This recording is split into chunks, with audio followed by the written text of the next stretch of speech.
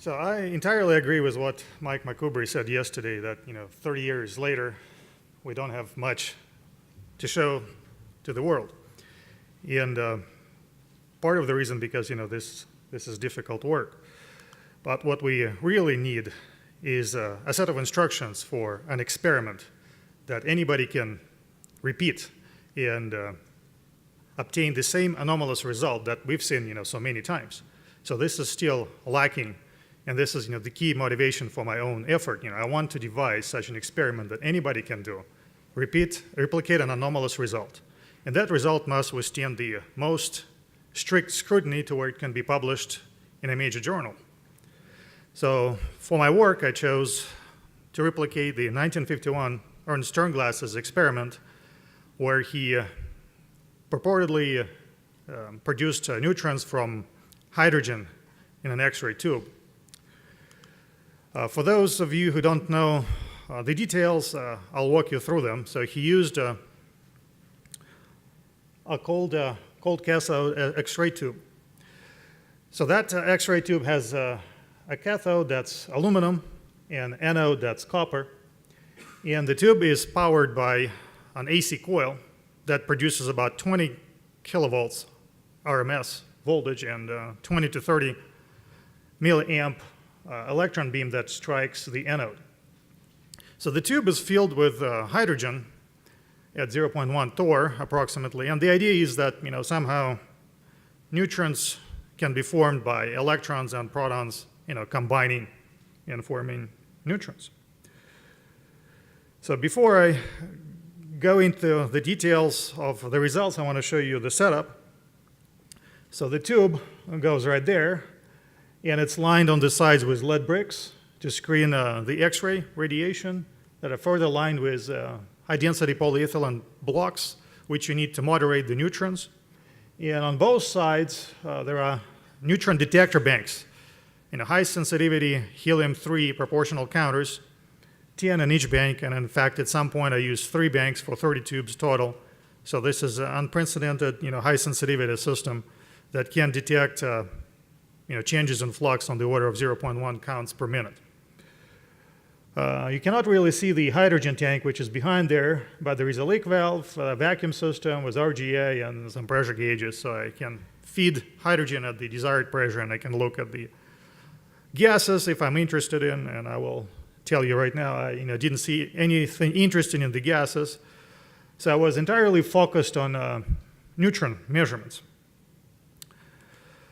Now, this is a typical voltage profile and the current. So the interesting point is the tube was directly connected to an AC coil, and it was self-rectifying. So it was rectifying itself, so the current was passing only in one direction from cathode to anode.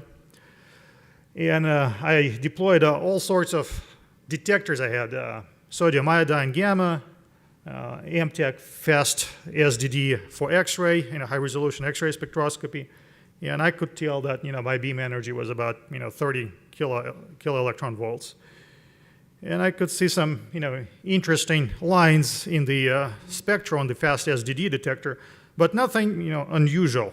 I could see the iron and nickel and copper, of course, because there is so much X-rays produced. X-rays are bouncing all over the place, and you get these lines as you would in any EDS experiment. I did have some peaks I couldn't quite identify, but they weren't the objective of the research. The neutron counts were.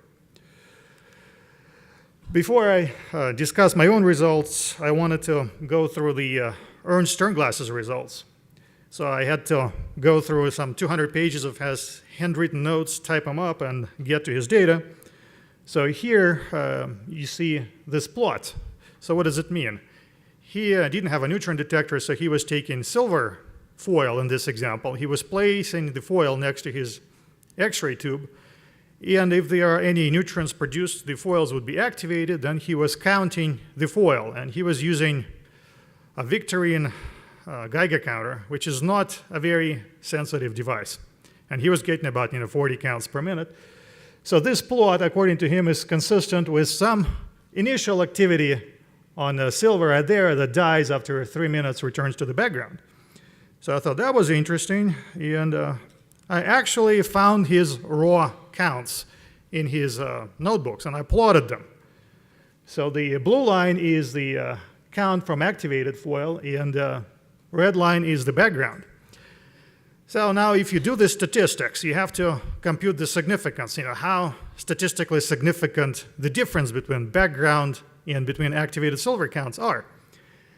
And if you take just first, 5 points from the activated silver plot, compare against background, and compute the p-value, you get a statistically significant result of 5%. But if you add the 6 point here, the statistical significance disappears. So this only means that you don't have enough data points to run a statistical analysis. So the point I would like to raise, we all talk about measurements. Well, to me, a single measurement is meaningless. 5 measurements are meaningless. You need to have a statistically significant sample when you are looking for small changes. So the rule of thumb is you need to have 20 to 30 samples to have enough to run your student t-test and compute statistical significance, and then, and only then, you may be able to tell whether your results are statistically significant or not. So this is clearly not statistically significant. Well, in his later work, Sternglass used indium foils, and indium takes longer to activate. The half-life is 54 minutes, so he was running for hours, but he used the same methodology. He used Victor and Geiger counter, and this is his plot. Background counts before foil activated, and then counts from the activated foil that exhibit this nice exponential decay. Well, I'm not buying any of that, so I find his raw counts, and I plot them myself. So this is background before, this is counts from the activated foil, and this is counts from the background. Well, without statistical analysis, it looks like, there is something there, but, you cannot really tell unless you run the student t-test and compute the p-value. So you plug the numbers and you get p-value of 23%, which basically says, this is all a fluke, this is not a statistically significant result. So Sternglass was a student at the time, so he was not a master experimentalist. So he wasn't aware of proper statistical analysis techniques, so we can excuse him for not collecting enough samples, not computing the significance. But the bottom line is, if you crunch the numbers on his raw data that's present in his notebooks, he has no signal. So his conclusions are unwarranted. But undeterred, I decided to replicate his methodology just for shits and giggles. So I actually got a vintage counter like he had. I used a americium beryllium source, 2 millicuries, to activate a silver foil. And then, I counted the foil. And lo and behold, I got a plot that looked exactly like Sternglass's. I had some activity in the first 3 minutes that, quickly returned to baseline. But this is all just a random noise. This is what happens when you work with weak signals, with small samples. You can be really easily fooled by believing that you got a signal. So I did collect more data, and of course I discovered that, these bars go up and down, and, this result really means nothing. You have to have at least 30 samples, for the foil and 30 samples for the background, and then compute statistical significance. So this is just an illustration of how easily we can fool ourselves if we don't do proper statistical analysis. But undeterred by any of that, I decided to proceed with the experiment, and built a bunch of really, high sensitivity neutron detectors. So this particular bank has 10 12-inch helium-3 tubes, each with 4 bars of helium-3, very, very high sensitive, all enclosed in a Faraday cage to where no noise can penetrate and affect my counts. So I developed image signal acquisition software that can discriminate pulse shape and do all sorts of statistical analysis. So this is state of the art. In addition, I used secondary means of confirmation like bubble detectors by Bubble Tech, and also foils. I was able to activate and count foils. So what did I get? So here is the result that looks particularly interesting, and I'm going to discuss it in some depth. So the red bars here correspond to neutron counts when the X-ray tube was on and the beam was striking the anode. And the anode in this particular example was nickel. So I tried a variety of anodes, copper like Sternglass, then I went to nickel and titanium and some other alloys. So you can see that counts during the X-ray beam are really higher than the backgrounds. And I did run the statistical analysis, and beyond any doubt, it tells me I got real signal. But I got overexcited, and I forgot to collect enough samples. So I don't have 30 samples here. So I cannot really pat myself on the back and say, this is really a great result. But it was interesting, nonetheless. So I proceeded to collect additional samples. And just to show you, what stuff you're dealing with when collecting, low signals is you turn the X-ray on, you got a bump in your counts. You turn it off, lower counts. Turn it on, higher counts. Turn it off, lower counts. So this looks very encouraging. So if you collect, few samples, that looks like you got something, but as you collect more and more, you realize, nature is playing tricks on you. This is not a real signal. So here is another example of experimenter's bias. So there is no way, my background counts could be higher, when the beam is off. This has to be an error. Well, the truth is, this is the nature of random processes, right? Your counts could be, anything and everything. You cannot discard them. So, and Sternglass, did discard some counts and say, there's no way, something's wrong with my setup. So the point is, you log your data faithfully, you don't discard anything, because this is all part of statistical analysis, otherwise you invalidate it. So what do I conclude from all of it? So I kind of revisited, the data when you saw this bars rising. And I thought, what if this was, some transient effect? What if I focus on that and I research that more? So I reran the experiments and I was able to reproduce, my higher counts during the X-ray, heating, the electron beam heating the anode. So I thought, wow, this is great. I have a lot more than 30 samples now. My statistics is good. It's significant better than, on 5% level, and I tend to have it on this nickel and titanium anodes. So how great is that? So the point that I'm making here is, first you look for the signal. Second thing is you establish statistical significance of your signal, and then you start looking for systematic errors. So this is exactly, what I did. So what I discovered, and that's the darn portion here, is that my counts were affected by systematic problems. For example, tubes tend to produce higher counts when they were just turned on. So tubes need time to warm up. And I didn't realize how bad that was. So okay, I figured that part out. I keep my tubes on under voltage all the time to where I'm not affected by that particular systematics. But I'm still getting higher counts when tube is on compared to when the tube is off. And when you run a statistical experiment, you know that the longer you run it, the better your confidence is if you get a real signal. So you can detect a real tiny signal if you accumulate more and more data. And that's what was happening in my case. My significance was improving, and p-value was approaching 0 as I was collecting more samples. And I thought, well, let me try this thing.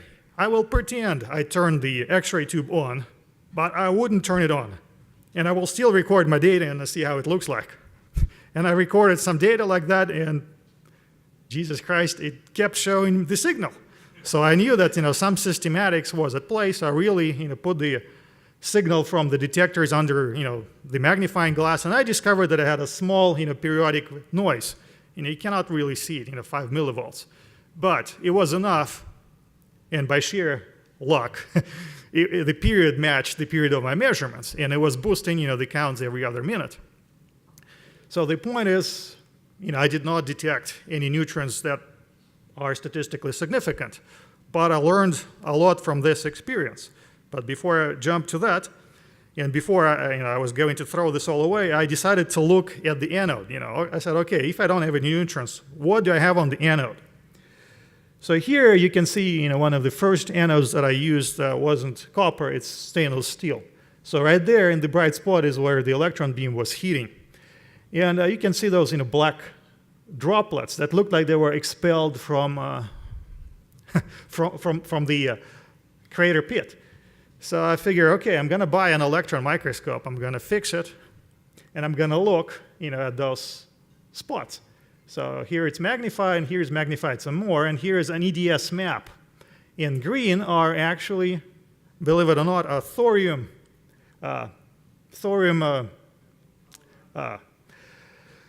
So the reason I know it's thorium is because the EDS spectrum shows all 6 of thorium peaks. This is high confidence that this is thorium, and in those spots, thorium content is like 70%. It's not like precisely calibrated, but I'm not talking a trace amount. So I don't know what to make of it, so I'm presenting it in the interest of being faithful to reporting all results that I get.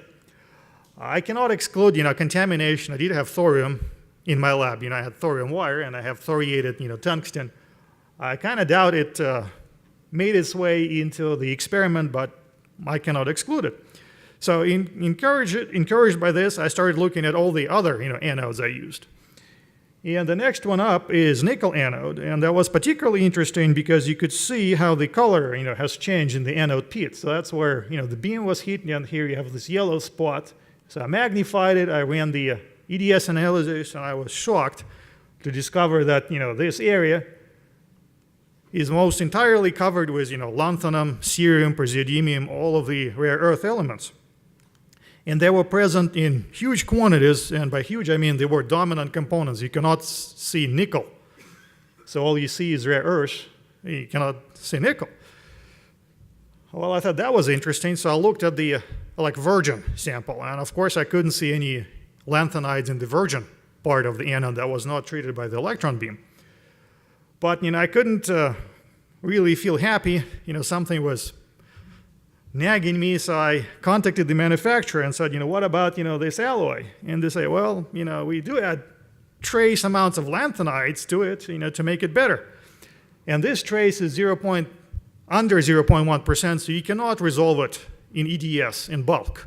No matter how hard you try, you're not going to spot that under EDS. But how come I was getting so much of it? And then it occurred to me, when the electron beam hits, it hits the anode and it evaporates. So what is going to evaporate first? What melts first, or what boils first? So clearly nickel is going to evaporate first, and your lanthanides are not going to evaporate because their boiling and melting point is higher. So effectively what I was doing by shooting electrons at the nickel alloy, I was refining lanthanides. I was evaporating nickel, and whatever trace amounts of lanthanides that was there, it was getting larger, larger, and larger. And this is a repeatable result. So in one sense, I was successful. I can repeat this all the time, but I know it's not anomalous. So what are the conclusions from all of this? Well, one thing I've learned that neither Sternglass's nor mine, for that matter, data does not support an idea that neutrons are synthesized when you pass an electron beam through hydrogen atmosphere. So I think it's time to stop using Sternglass's results as a reference to support a nitrogen synthesis for whatever theory. But is this all really that bad? I don't think it is, because I want you to benefit from my experience. I learned a lot in this process. I think the main outcome is I developed a very high precision technique for neutron and gamma detection. And it's not just a technique, it's equipment that I'm making mostly for myself, but you're welcome to it. And I also gain expertise on SEM and EDS detection. So I call upon you to leverage my expertise, use my expertise in your project. So if you need something analyzed, if you need radiation measured, I think I can help you, because that's one thing I've been pounding on relentlessly for a few years. So before I step out, I just want to show you real quick some of the equipment that I'm making for myself mostly. This is a neutron detector in a Faraday enclosure, with touch screen, and this is a bank of detectors. And I encourage you to stop by my poster presentation where I discuss in depth neutron detection.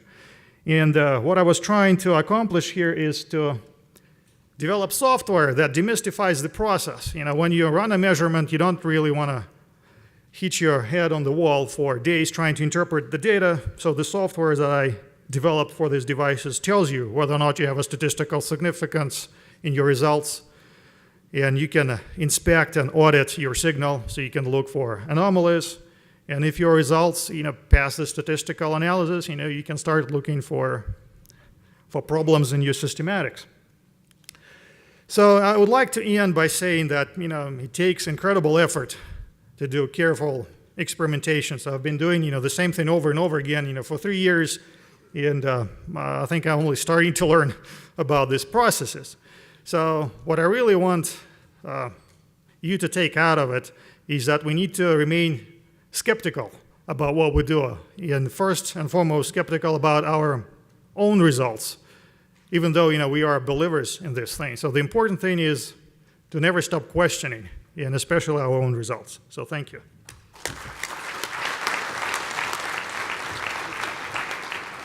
We're slightly over time, but I'll allow one question. Just a quick point. You've got all of that boron-impregnated moderator or shielding. You've also got hydrogen. You could, with your sodium iodide, look for the 473 capture line on the boron and look for the 2.2 line on the hydrogen. So you've got actually now a very large neutron detector. Yeah, I really appreciate that comment. So what I have is an experiment that I can keep doing. It's well instrumented, so if you all have any ideas of what else I can try, what anodes or what modes of operation, what additional things to look for, I'm very receptive to that because I got that set up operational. So thanks.